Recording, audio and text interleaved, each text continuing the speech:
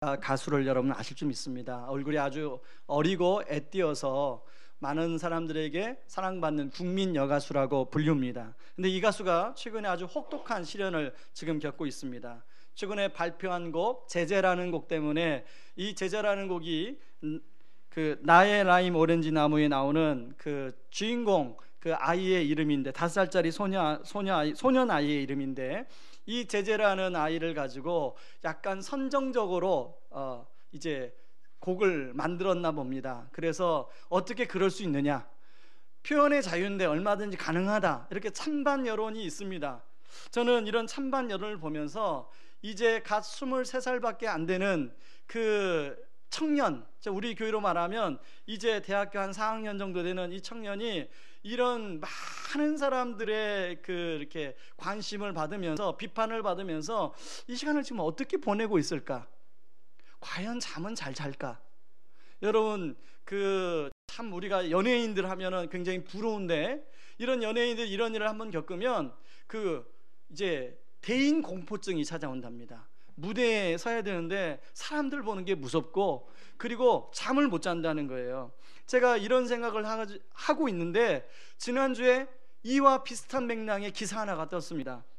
여러분, 정현돈 씨 아시지 않습니까? 얘들이 좋아하는 무한도전에 나와서 참 굉장히 쾌활한 모습을 보여주는 캐릭터로 나오는데요, 이 정현돈 씨를 저는 가끔씩 볼 때마다 참 저 사람 옛날에 그 대기업에 다니다가 그렇게 직업을 전환하고 그 개그맨으로 하는데 참 활기차다, 참 보기 좋다, 그걸 생각을 했는데, 그랬던 사람이 불안 장애를 앓고 있다, 방송 중단을 한다라고 이제 기사가 나오니까 저 깜짝 놀랐습니다.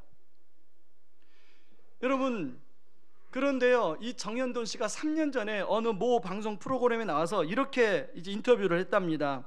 자신이 운 좋게 잘 되다 보니까 이제 여기까지 올라왔는데 자신의 미천이 언제 떨어질지 몰라 불안하다.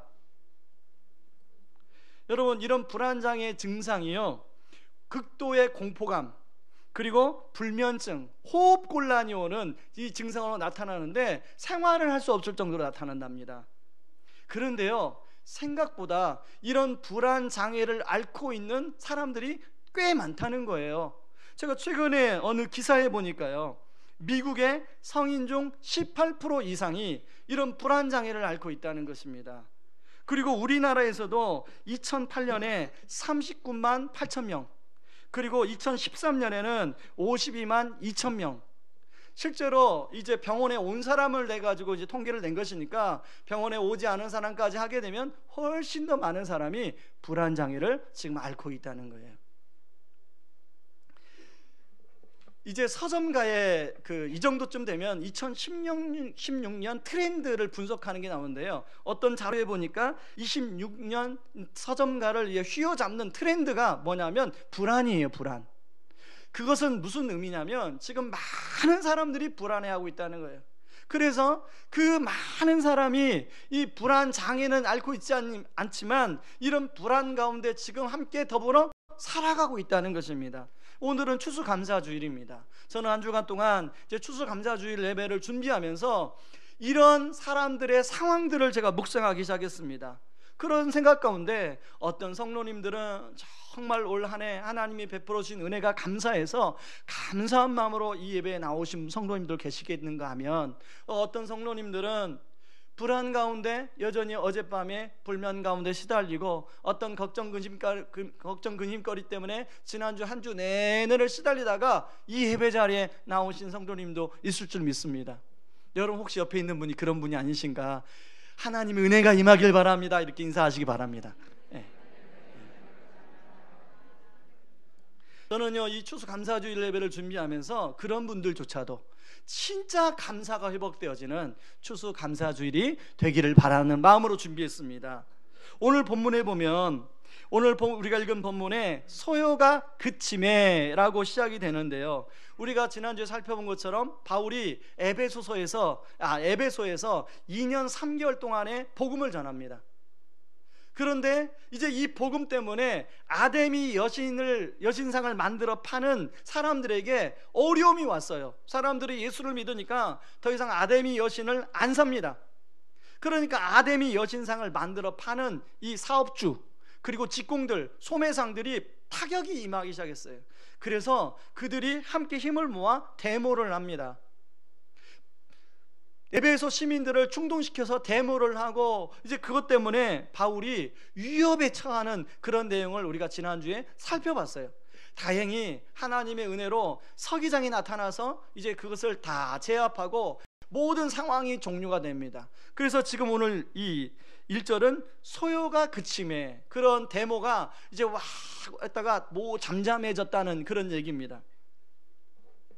여러분, 이 평상시에 참 마음이 착한 사람도요, 그런 궁중심리에 한번 확 휩싸이게 되면 폭력적이 됩니다. 요즘에 응답하라 1988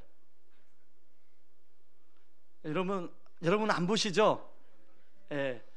제가 1988년도가 제가 대학교 2학년 때인데 그때 한참 데모를 많이 했을 때입니다. 예, 그때 아시죠? 아마 88년도를 보내신 분은 아실 거예요. 서울역 광장 하면서 뭐 매일 데모했으니까요. 제가 이 짱돌을 들었을까요, 안 들었을까요? 뭐 마음대로 여러분 생각하십시오.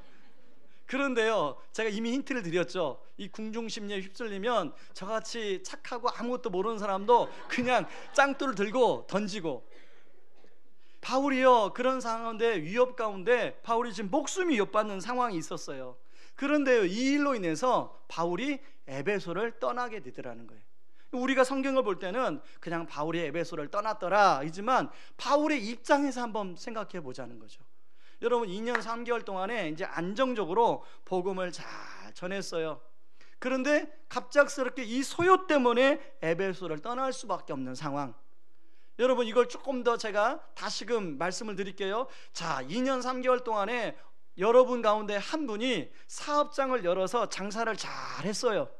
그런데 어떤 문제가 생겨서 그걸 접고 이제 그 사업장을 떠나야 되는 상황. 그러면 그분에게는 굉장한 큰 타격이에요. 자, 여러분 이제까지 직장 생활을 잘 다녔어요. 그런데 이제 어떤 상황 때문에 그 직장에서 그만두고 이제 옷을 벗어야 되는 상황. 그러면 그 분뿐만 아니라 그 집 전체에 큰 어려움이 와요. 제가 이제 올해 48인데요. 제 동창들이 거의 처음 들어갔던 회사에서 다 이제 옷을 벗고 나오는 나이에요. 그래서 동창들을 만나면 뭐 명예퇴직을, 얘도 명예퇴직을 당했다, 쟤도 명예퇴직을 당했다, 그런 얘기를 들으면 그게 그냥 들리지 않는 거죠. 그런데 지금 우리 성도님 이렇게 연말이 되면 저는 조마조마해요. 우리 직장에 다니는 우리 성도님들이 내년에도 직장을 잘 다니셔야 할 텐데, 우리 경기가 어렵다 보니까 여러 회사에서 구조조정을 하고 지금 사업을 하는 것도 잘 안 되고 여러 가지 어려움이 많이 있습니다. 지금 바울이 그런 상황이에요. 여러분, 바울의 그런 상황을 잘 표현해 주는 말이 고린도전서 15장 32절이 나옵니다. 이 고린도 전후서는 바울이 에베소에서 쓴 서신이에요. 15장 32절을 제가 읽어보겠습니다. 내가 사람의 방법으로 에베소에서 맹수와 더불어 싸웠다면 내게 무슨 유익이 있으리요? 죽은 자가 다시 살아나지 못한다면 내일 죽을 터이니 먹고 마시자 하리라. 지금 에베소에서 바울이 이 자기를 공격하는 사람들을 뭐라고 표현하냐면 맹수와 더불어 싸웠다면, 맹수와 싸우는 싸움으로 지금 비유하고 있더라는 것입니다. 얼마나 힘들었으면. 여러분, 고린도 후서에 보면 이 바울의 스트레스가 나오는데요. 고린도 후서 1장 8절 9절을 같이 한번 이제 읽어보겠습니다. 시작. 형제들아, 우리가 아시아에서 당한 환난을 너희가 모르기를 원하지 아니하노니 힘에 겹도록 심한 고난을 당하여 살 소망까지 끊어지고 우리는 우리 자신이 사형 선고를 받은 줄 알았으니 이는 우리로 자기를 의지하지 말고 오직 죽은 자를 다시 살리시는 하나님만 의지하게 하심이라. 지금 바울이 아시아에서 당한 환난인데 힘에 겹도록 심한 고난을 당했다는 거예요. 살 소망까지 끊어지는 그런 어려움을 당했다는 거예요. 그러니까 바울은 에베소에서의 사역이 쉽지 않았음을 보여줍니다. 그런데요, 에베소에서 사역을 접고 바울은 이제 마게도냐 지방과 헬라 지역으로 가서 복음을 전하는데요, 누구를 만나냐면 수리아 지역으로 갈 때, 이 수리아는 고린도입니다. 고린도를 다시 가려고 할 때 유대인들이 자신을 해하려고 공모한다는 이야기를 들어요. 그러므로 바울은 에베소뿐만 아니라 복음을 전하러 가는 곳마다 생명의 위협을 그렇게 주는 사람들이 기다리고 있었어요. 여러분, 우리가 지금 3차 전도 여행을 살펴보고 있는데 1차 전도 여행, 2차 전도 여행을 보면서 바울이 얼마나 어려운 고비들을 많이 겪었습니까? 특별히 바울을 죽이려고 40명의 사수대가, 먹지도 않고 마시지도 않는 사수대가 바울을 죽이려고 따라다녔어요. 그러니까 바울이 얼마나 힘든 시간을 많이 보냈겠습니까? 만약에 바울의 입장에서 지금 40명이 자기를 죽이려고 따라다니는 상황이라면 이동 중에도 불안하고 잠을 잘 때도 불안해요. 언제 죽을지 모르니까. 그야말로 바울이야말로 불안 장애를 알아야 되는 사람이에요. 여러분, 그렇지 않습니까? 최근에 이제 엊그제 파리에서 대형 테러가 일어났는데요, 정말 수백 명이 죽고 다치는 일이 일어났습니다. 어떻게 그럴 수가 있는가? 같은 사람으로서 도대체 이슬람은 어떤 종교이길래 그렇게 무고한 사람들을 마구잡이로 그 죽여도 괜찮은가? 이해가 안 되더라고요, 이해가. 그런데 저는 그 기사를 딱 보는 순간에 이제 여행업계에 큰 타격이 또 임하겠다. 왜 그럴까요? 사람들이 불안하니까 이제 파리나 유럽으로 여행객을 땄던 사람들이 다 취소할 거예요. 한동안은 유럽 여행 안 갈 거예요. 불안하니까 안 가죠. 저부터도 유럽 여행 불안해서 만약에 계획돼 있다면 취소할 거예요. 여러분, 내년도에 이제 캄보디아로 우리가 단기 선교로 36명이 가는데요, 담임 목사 입장에서도 지금부터 기도가 나와요. 하나님, 안전하게 다녀오게 해주세요.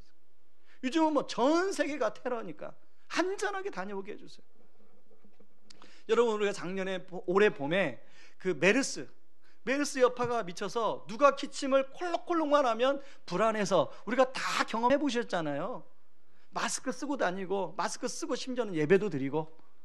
여러분, 이만큼 불안이 이 사람을 살아가는데 참 괴롭히는 것 중에 하나입니다. 근데 바울은요, 오늘 그렇게 불안했더라면 이 정현돈 씨처럼 이제 방송 중단, 방송에 그만 나가겠습니다, 나 이제 복음 전하는 거 그만하겠습니다, 그러면 될 텐데 바울이 계속적으로 복음을 전하더라는 거예요. 특별히 여러분 20장 1절 말씀을 한번 보시기 바랍니다. 같이 한번 읽어봅니다. 소요가 그침에 바울은 제자들을 불러 권한 후에 작별하고 떠나 마게도냐로 가니라. 여기 제자들을 불러 권한 후에, 이 권하다라는 말이 나오는데 이 말은 파라칼레오라는 말로, 이 파라는 곁에서, 이 칼레오는 말하다라는 뜻이에요. 이 말을 합치면 곁에서 사람을 위로하고 경경하다, 이런 뜻입니다.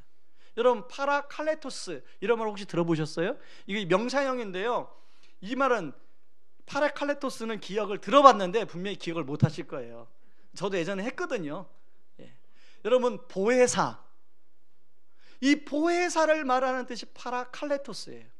다시 말해서 지금 바울은 어떤 마음으로 사람들을 위로하고 격려하면 성령님이 우리를 위로하고 격려하는 것처럼 바울이 같이 고난 가운데 있었던 사람들을 위로하고 격려하고 있더라는 것입니다.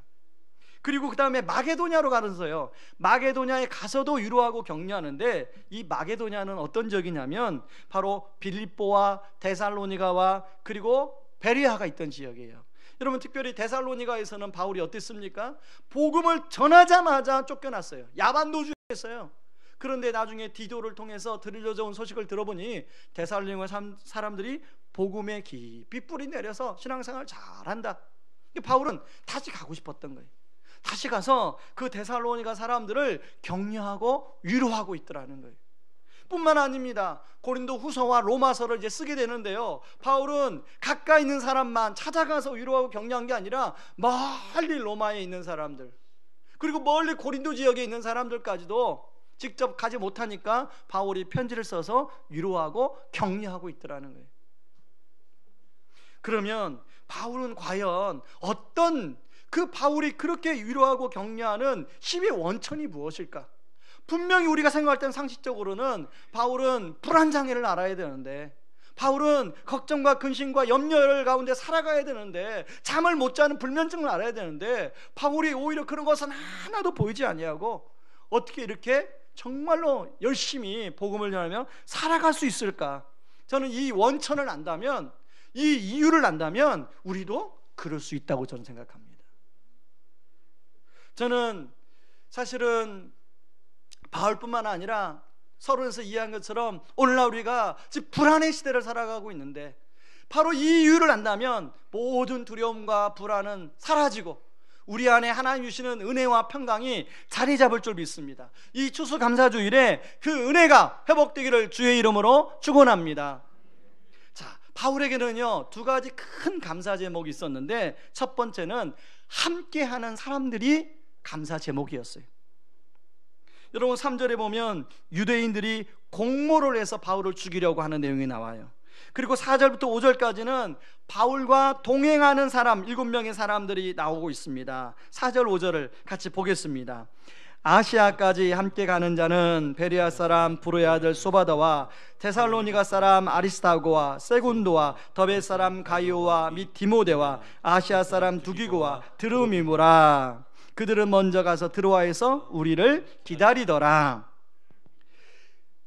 이 사도행전을 기록한 사람이 누가인데요, 누가도 지금 바울과 동행을 하고 있어요.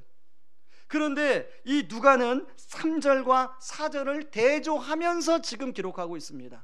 다시 말해서 지금 바울이 3절에 자기를 죽이려고 하는 사람들이 있는데 바울이 그 영향을 받았을까요, 안 받았을까요? 여러분 같으면 여러분을 위해서 죽이려고 않고 여러분을 위해서 누가 말 한마디 조금 심한 말을 하면 영향을 받습니까, 안 받습니까? 앞에서는 아무렇지도 않은데 뒤에 돌아가면 계속 그 말이 떠오르죠. 그 말이 여러분 일주일 내내 말씀은 묵상이 안 되는데, 주일 설교는 묵상이 안 되는데 계속 그런 말 한마디 들으면 그 말이 묵상이 돼요. 우리는 그런 존재예요.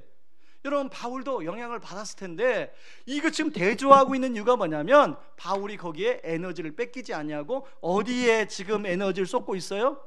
이 7명, 동행하는 7명에게 에너지를 쏟고 있음을 볼 수가 있습니다. 여러분 대부분의 사람들은요 자기를 지지해주고 격려해주고 위로해주는 사람들이 있는가 하면 그런 사람들은 숫자가 많습니다.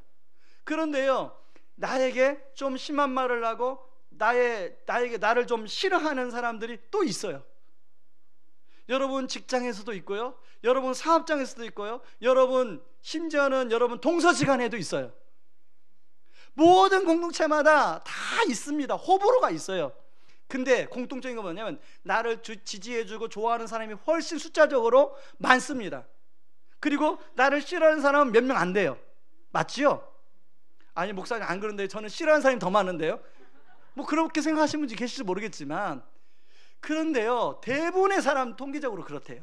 그런데 어디에 주로 에너지를 뺏기냐면 나를 지지하고 좋아해주고 위해서 기도해주는 사람보다는 나에게 싫은 말 한마디 하고, 싫어하는 것도 아니에요, 그냥 지나가다가 한마디 하고, 그런 사람들에게 주로 에너지를 뺏긴다는 거예요. 특히 연예인들이, 여러분 최진실 씨를 아십니까? 한때는요 진짜 국민 배우라고 불렸잖아요. 저도 최진실 씨 팬이었는데 최진실 씨가 광고만 나오면 사고 싶어요. 근데 그 당시에 최진실 씨가 광고 안 나오면 그 제품이 안 팔려요. 그 최진실 씨가 나오면 그 제품이 팔려요. 그 정도로 유명한 그 연예인이었는데 최진실 씨가 어떻게 했습니까? 그 악플을 쓴 몇 사람 때문에 스스로 목숨을 끊더라는 거예요. 한 번은요 제가 작년인가요 이찬수 목사님께 이제 그 몇 분의 목사님들하고 인사를 하러 갔습니다. 그랬더니 목사님께서 뭐라고 우리에게 그 격려 당부의 말씀을 해주시냐면, 야 이제 담임 목회를 하게 되면 많은 성도들이 너희들을 위해서 기도해주고 너희들을 위해서 지지해주고 또 너희들의 동역자가 될 것이다. 그러나 간혹 한두 사람이 이제 너희들에게 그 힘들게 하고 또 어렵게 하고 그런 사람이 분명히 있을 것이다. 그럴 때 목회자, 담임 목사는 에너지 관리, 리더는 에너지 관리를 어떻게 하느냐가 진짜 중요하다. 그러면서 그 한두 사람 때문에 에너지를 다 뺏기면 나를 좋아하고 나를 위해서 기도해주는 99%의 사람들을 위해서 목회를 못한다. 그 에너지 관리를 지혜롭게 잘하는 게 그게 담임 목사다. 그렇게 우리들에게 당부의 말씀을 해주시더라고요. 그러면서 이제 목사님 이야기를 하진 않으셨는데 제가 이제 그러고 와서 이렇게 곰곰이 생각해 보면서 목사님께서 왜 이 시점에 그 말씀을 우리한테 하셨을까를 생각해 보면서 그 당시에 이제 그 분당 우리 교회도 이렇게 학교에서 예배를 드리다가 교육관이 부족해서 교육관을 저기에 이제 구입을 했거든요. 교육관 구입을 하고 교육관을 일반 회사가 사는 빌딩을 구입하니까 리모델링 비용이 되게 많이 들었어요. 그런 과정 속에서 목사님에게 찬성표를 던지는 사람이 있는가 하면 또 이렇게 저렇게 반대표를 던지고 메일을 보내서 힘들게 하고 그것 때문에 되게 힘든 시간을 보내는 걸로 제가 알고 있거든요. 아마 그런 맥락에서 이제 그런 맥락에서 그 시간을 다 보내고 깨달은 교훈을 우리에게 해주신 것 같아요. 아니라 다를까요? 목회하다 보니까 많은 성도님들은 저를 위해서 기도해주고 또 위로해주고 격려해주는데 가끔은 저에게 그렇게 힘들게 하는 그런 분들이 계시더라고요. 가끔은 힘들게 하는 분은 없는데 죄송합니다. 가끔은 상황적으로 그분이 여러 가지 어려움 때문에 그분을 이제 막 케어하는 가운데 그런 가운데 있는 분들이 있더라고요. 그럴 때 목사님 말씀을 생각나는 거예요. 여러분들은 그럴 때 어떻게 하십니까? 여러분들은 그럴 때 이제 정말 에너지를 누구에게 주로 주며 누구로부터 힘을 얻습니까? 바울은요 이것을 알았기 때문에 자신을 대항하여 소요를 일으키고 자신을 음모에 빠뜨리려고 하는 사람들 때문에 에너지를 빼앗기지 않고 옆에 있는 동역자를 통해서 힘을 얻고 있습니다. 뒤에 나오겠지만 이 7명의 사람들은요 대부분의 사람들이 로마로까지 동행을 하고 있습니다. 바울을 끝까지 옆에서 같이 동행하며 바울에게 힘을 주고 있더라는 것이죠. 저와 여러분들을 이렇게 힘들 때 어려울 때 함께 고단함을 나눌 그런 동행하는 동역자들이 있으십니까? 저는 이 동역자들을 생각하면서요 제가 곰곰이 이 말씀을 이제 정리하고 기도하고 묵상하는 가운데 가장 감사한 사람이 저희 집사람이더라고요. 2부 예배 때라고 1부 예배 드리고 2부 예배 또 드리는 분이 버전 다르다고 뭐라고 할지 모르겠는데 그렇게 말할 수 없는 저를 이해해 주시기 바랍니다. 예. 진짜 그런 생각해 보니까 가장 감사한 사람이 제 집사람이더라고요. 아무것도 모를 때 아무것도 모르는 저를 만나가지고 고생을 꽤 했거든요. 근데 지금까지 변함없이 제가 얼마나 모난 게 많을 텐데 참아주고 기다려주고 그런 게 진짜 많을 거예요. 그런데 변함없이 함께 이 길을 이제 주님 천성문을 향해서 이 가는 길에 동행해 준다는 사실이 얼마나 감사한지 여러분도 여러분의 배우자에게 감사하죠, 그죠? 그래서 돌아가셔서 여러분 배우자에게 꼭 당신은 나의 첫 번째 감사 제목입니다 꼭 전해주시기 바랍니다. 뭘 동의를 안 하시네요. 그럴 줄 알았어요. 제가 여러분이 이 말을 하면 별로 동의를 안 할 줄 알았어요. 그래서 제가요 생각한 게 최근에 지난번 그 특세 때 부흥 강사로 오셨던 김병년 목사님 페이스북을 보게 됐습니다. 김병년 목사님 페이스북을 보니까 우리의 이제 교회에 오신 다음에 그 아내를 도저히 혼자 케어를 못해서 요양원에 보냈어요. 그런데 이제 결혼 기념일이라고 요양원에서 모셔왔어요. 그래서 집에서 그 아내에게 코마 상태로 지금 10년 이상이 있거든요. 코마 상태로. 못 들으신 분을 위해 설명합니다. 셋째 아이를 낳다가 이제 셋째 아이 낳는 과정 가운데 뇌에 산소가 공급이 안 돼서 코마 상태로 지금 10년을 보내고 있어요. 그런 아내를 10년간 내조하고 이제 서포트를 하고 있는데 그 아내의 침대를 또 눕혀놓고 거기에서 꽃다발을 들고 아내에게 주는 거예요. 그 사진을 페이스북에 올렸더라고요.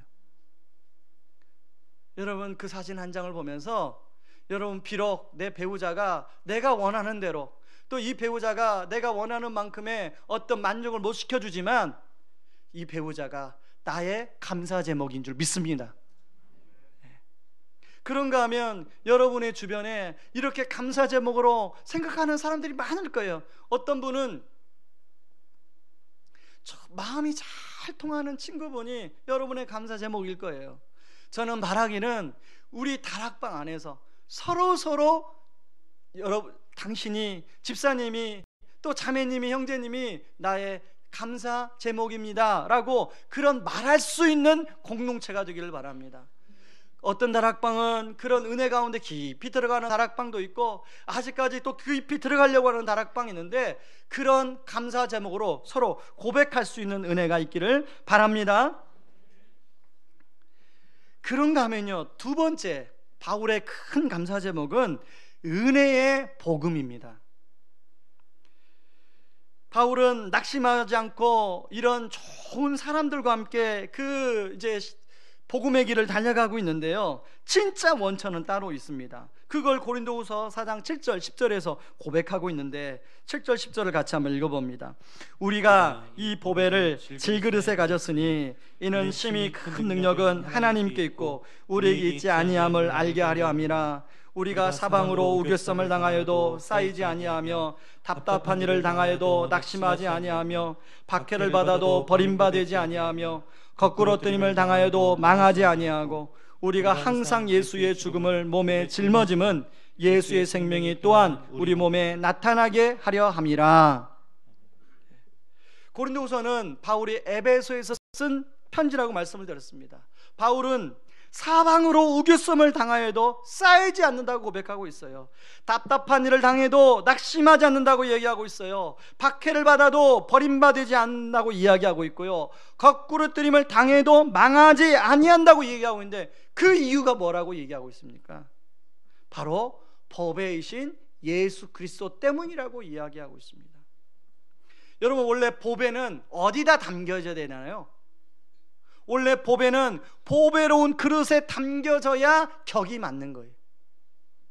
이 보배로운 그릇이 뭐냐면 하늘의 보좌예요. 원래 예수님은 하늘의 보좌에 앉아 계셔야 격이 맞는 분이에요. 그런데 이 보배이신 예수 그리스도가 하늘의 보좌의 그릇을 버리시고 우리를 구원하기 위해서 우리 같은 질그릇에 담겨 주신 거예요. 이게 은혜 아닙니까? 여러분, 우리가 자주 예배 나올 때마다 마음에 찔리는 게 뭡니까? 나도 또 이번 한 주 하나님 뜻대로 제대로 못 살았는데, 그래서 마음에 찔려가지고 늘 부끄러운 마음으로 이렇게 나오지 않습니까? 그런데요, 그것은 잘못된 생각이에요. 여러분, 우리는 원래 질그릇이에요. 그래서 질그릇은 뭡니까? 흙으로 만들어가지고 조금만 잘못 잡으면 쉽게 부서져요. 잘못 놓으면 쉽게 깨져요. 그럴 수 없는 그릇이에요, 우리는. 그러나 그런 질그릇에 예수 그리스도, 그 보배로우신 예수 그리스도가 담겨진 것 때문에 예배 자리에 나와야 돼. 그것이 은혜요 감사예요. 그 담겨진 존재 자체만으로도 우리가 감사한 거예요. 왜냐하면 가장 귀한 분이 우리에게 담겨주셨기 때문에 그렇습니다. 바울은 그것 때문에 어떤 역경이 있어도 헤쳐갈 수 있는 힘이 있다라고 이야기하고 있는 것입니다.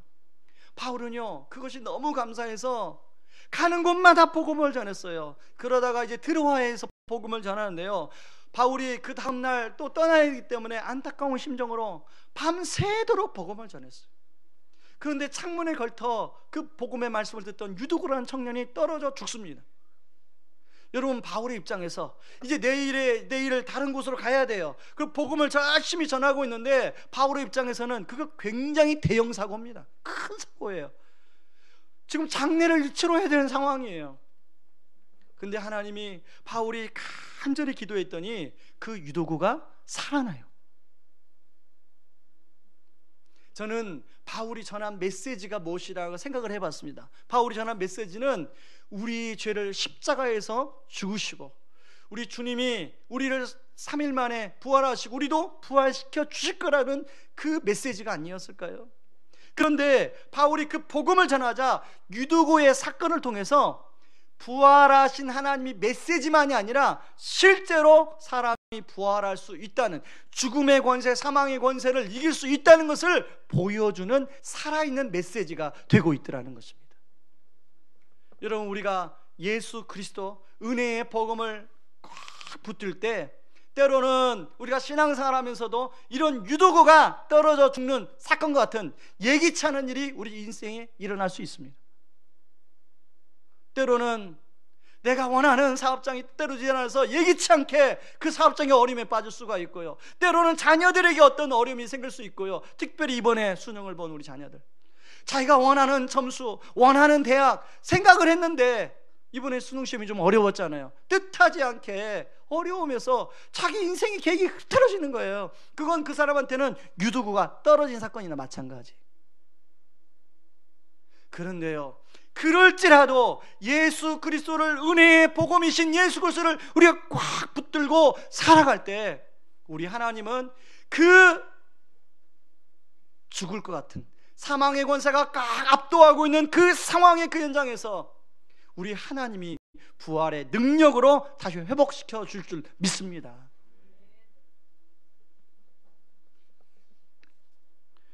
그러므로 우리가 할 수 있는 것이 있다면 바로 감사의 원천이신 보배로우신 예수 그리스도, 우리 질그릇 안에 담겨주신 그 예수 그리스도에게 우리가 집중해야 됩니다.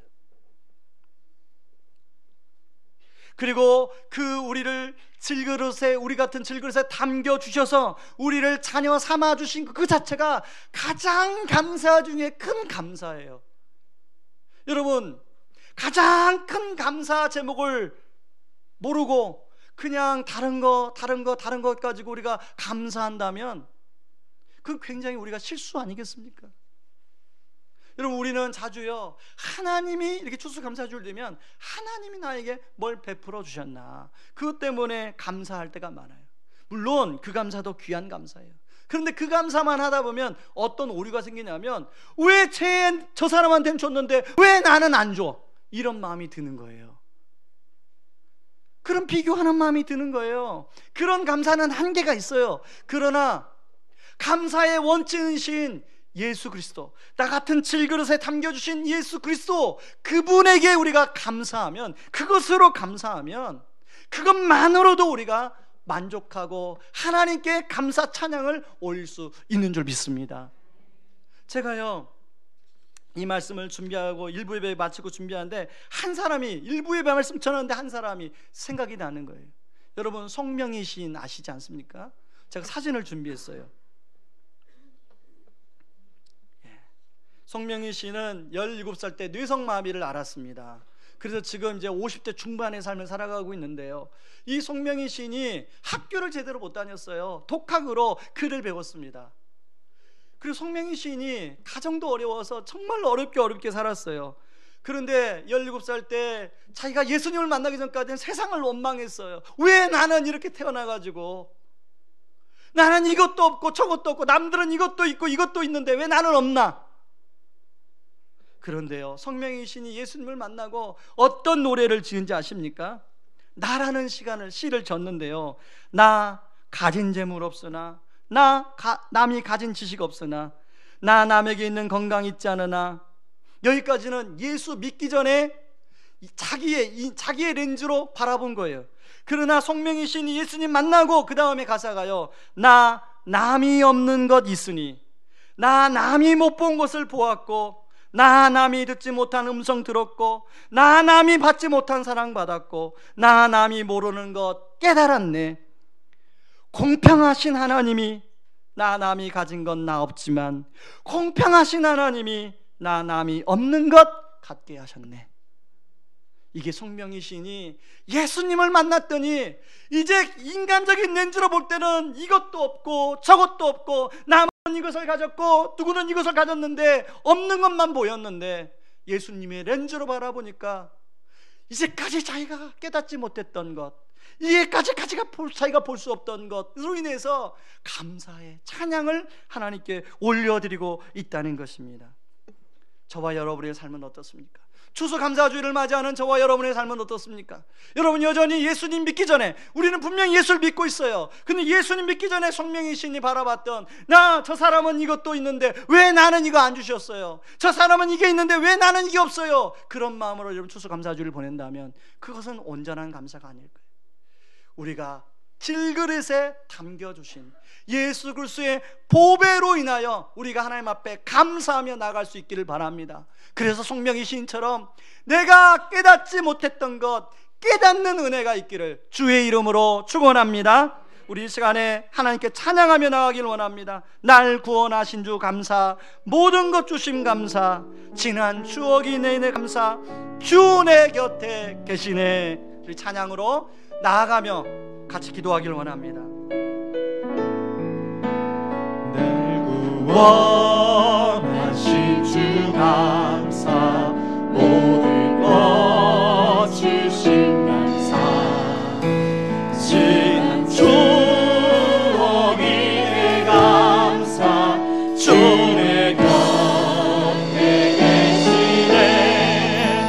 향기로운 봄철의 감사, 외로운 가을날 감사, 사라진 눈물도 감사, 나의 영혼 평안에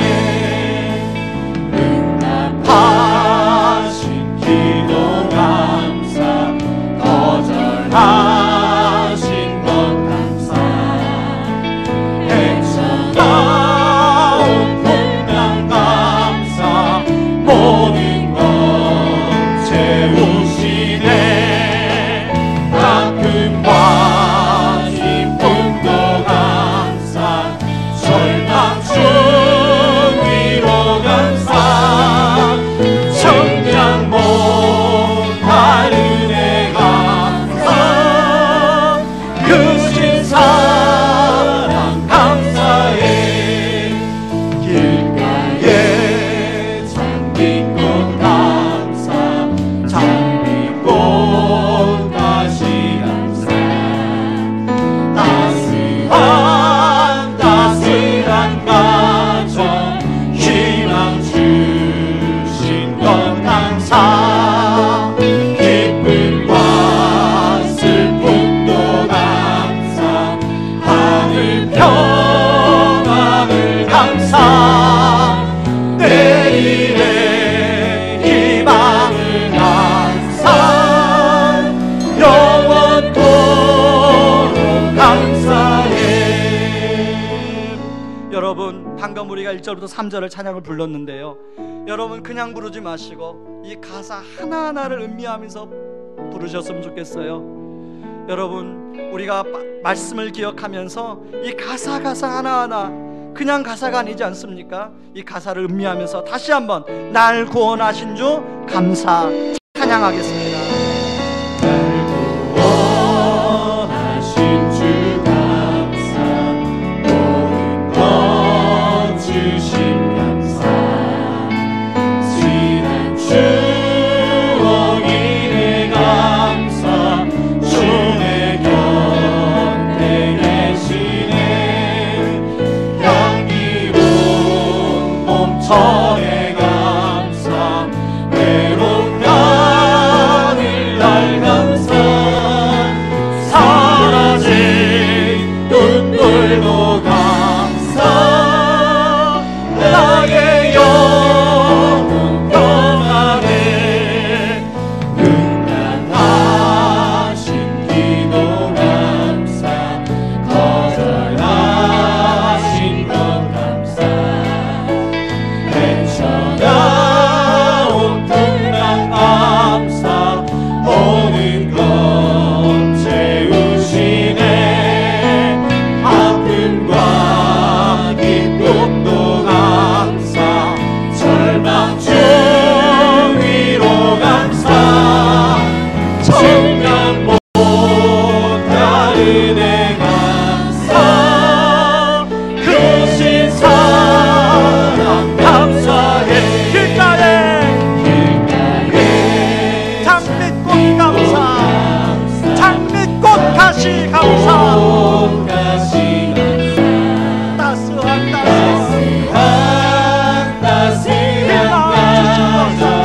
희망 주신 것 감사, 슬픔도 감사, 슬픔도 하늘 평안을 감사, 내일의 희망을 감사, 영원토록 감사해. 우리 마지막 기쁨과 슬픔도 감사 한번 합니다. 기쁨과 슬픔도 감사, 하늘 평안을 감사, 내일의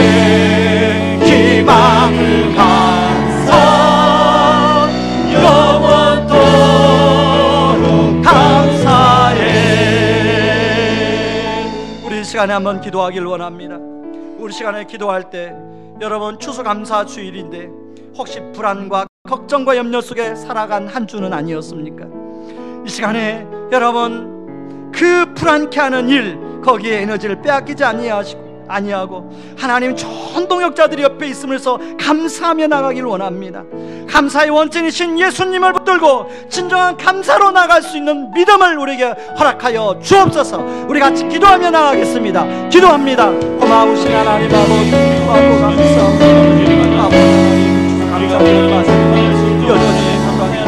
걱정 근심 아버지 하나님 우리 안에 남아있지 않습니다. 아버지 하나님 자꾸 나의 반성을 바라보고 하나님 아버지 거기에 에너지를 빼앗기지 않냐 내 주님을 다시 한번 감사하여 아버지 하나님 동역자를 붙여주시고 감사하게 하여 주시옵소서. 저에게 아버지 하나님 왕대 전도사님과 아버지 우리 좋은 동역자를 부르시는 사랑하는 아내를 주시고 아버지 좋은 성도들을 붙여주시면 감사합니다. 아버지 그분들과 함께 신앙생활할 수 있게 하여 주시면 감사합니다. 아버지 그분들과 아버지 인생길을 동행할 수 있도록 하여 주시면 감사합니다. 아버지 뿐만 아니라 아버지 저같은 즐거운 아버지 보배로우신 예수 그리스도 담아주심을 감사합니다. 아버지 때로는 감당하지 못해서 아버지 하나님 앞에 나가는 것을 주저할 때가 있습니다. 아버지 하나님 때로는 감당하지 못하여 아버지 하나님 모습이 막내한 모습으로 나올 때가 많습니다. 그러나 아버지 하나님 다시 한번 아버지 하나님 여기 아버지 예수 그리스도가 남아있을 때에 아버지 앞에 당장 나온다가 아버지 우리가 그런 감사가 나오게 하여 주시옵소서. 아버지 그런 감사가 이렇게 하여 주시옵소서. 아버지 하나님 주기로 감사 증명 못한 은혜 그런 은혜를 기다릴 수 있도록 주여 도와주시옵소서. 아픔과 기쁨도 감사 슬픔도 하늘 평안을 감사 평안을 감사 희망을 감사 영원토록 감사해 기쁨과 슬픔도 감사 하늘 평안을 감사 내일의 희망을 감사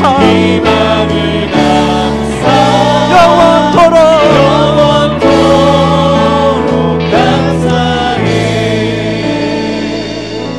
하나님 아버지 그렇습니다.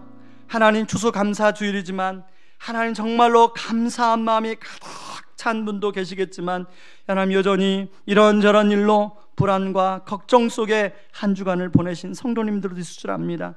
하나님 그런 성도님들에게 이 추수감사 주일에 오늘 이 말씀이 생명의 말씀이 되게 도와주시고 하나님 거기에 더 이상 에너지를 빼앗김 당하지 아니하고 우리 주변에 좋은 동역자를 붙여주심으로 인하여 감사하는 저희들 되게 하여 주시옵소서. 뿐만 아니라 하나님 질그릇 같은 우리 모습 아버지 매일 부서지고 깨어지는 우리 모습이지만 거기에 보배로우신 그리스도께서 담겨주시고 영원히 떠나지 않겠다고 하여 준 약속 때문에 우리가 감사할 수 있게 하여 주시고 그 예수님이 우리 안에 있는 이상 아버지는 더 이상 인간적인 눈으로 세상을 보는 것이 아니라 내 주변 환경을 보는 것이 아니라 나를 보는 것이 아니라 예수 그리스도의 렌즈로 성령의 시인처럼 봄으로 말미암아 깨닫지 못하는 깊은 것들에 대한 감사가 회복되게 하여 주시옵소서.